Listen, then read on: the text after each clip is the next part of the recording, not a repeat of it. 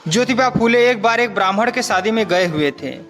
ब्राह्मणों ने उनको जातिगत भेदभाव की वजह से उनको बुरी तरह से अपमानित किया और धक्के मारकर मंडप से उनको बाहर निकाल दिया गया। घर आकर उन्होंने पिताजी से इसका कारण पूछा। पिताजी ने बताया कि सदियों से यही सामाजिक व्यवस्था है और हमें उनकी बराबरी नहीं करना चाहिए।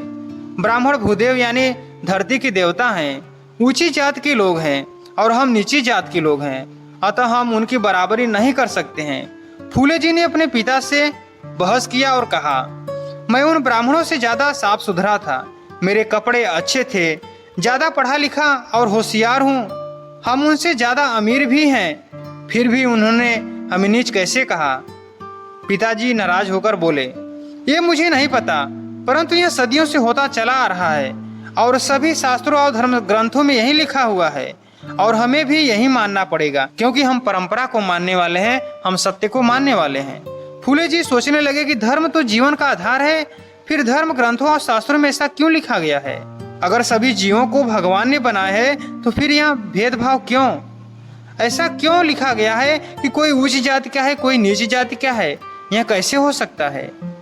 तब जाकर ज्योतिबा फूले ने इनके धर्म ग्रंथों और शास्त्रों को पढ़ा, तब जाकर समझ में आया, ओह, इनमें जातियों को बांटकर खुद को भगवान बताकर और दूसरों को नीच दिखाकर गुलाम बनाने जाने का नियम लिखा हुआ है और उनके मानसिकता से लंबे समय तक गुलाम बनाया जा सकता है, क्योंकि व्यक्ति को शारीरिक रूप से ज्यादा दिन तक गुलाम नहीं बनाया जा सकता है, मानसिकता से उनको ज्यादा लंबे समय तक गुलाम बनाया जा सकता है, क्योंकि जो व्यक्ति मानसिक रूप से गुलाम हो जाता है वो अपनी शक्ति भूल जाता है। तब जाकर महात्मा ज्योतिबा फूले ने एक पुस्तक लिखी, गुलामगिरी। तो क्या आपने उस गुलामगिरी को पढ़ा? क्या आपने उसके बारे में जाना? तो अगर इन ब्राह्मण ग्रंथों के बारे में जानना है आपको कि किस प्रकार से एक मनुष्य को, एक शूद्र को गुलाम बनाने के लिए किस प्रकार से उन्होंने ग्रंथों की रचना की, अगर यहाँ आपको जानना है तो आपको सबसे पहले गुलामगिरी पढ़ना होगा।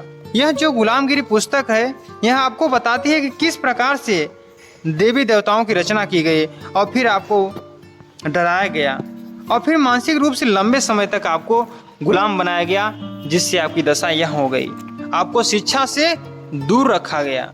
ज्योतिबा फूले जी कहते हैं कि बाल काटना नाई का धर्म नहीं धंधा है, चमड़े की सिलाई करना मोची का धर्म नहीं धंधा है, इसी प्रकार पूजा पाठ करना ब्राह्मण का धर्म नहीं धंधा है। तो आप गुलामगिरी पुस्तक को जरूर पढ़ना, काफी फेमस पुस्तक है। तो चलिए मिलते हैं अगले वीडियो में, तब तक रखिएगा अपना बेहतरीन ख्याल, खुश रहिएगा, मस्त रहिएगा। जय भीम, जय भारत, जय संविधान।